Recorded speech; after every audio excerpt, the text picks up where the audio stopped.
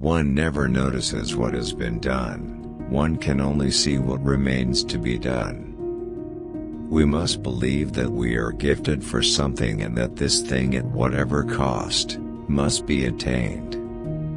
You must never be fearful of what you are doing when it is right.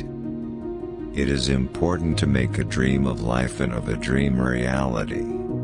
Life is not easy for any of us. But what of that?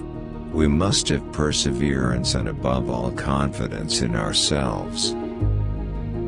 Be less curious about people and more curious about ideas.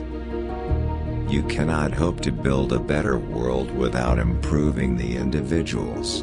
To that end, each of us must work for our own improvement. I was taught that the way of progress is neither swift nor easy. The older one gets, the more one feels that the present moment must be enjoyed, comparable to a state of grace. Never to let oneself be beaten down by persons or by events.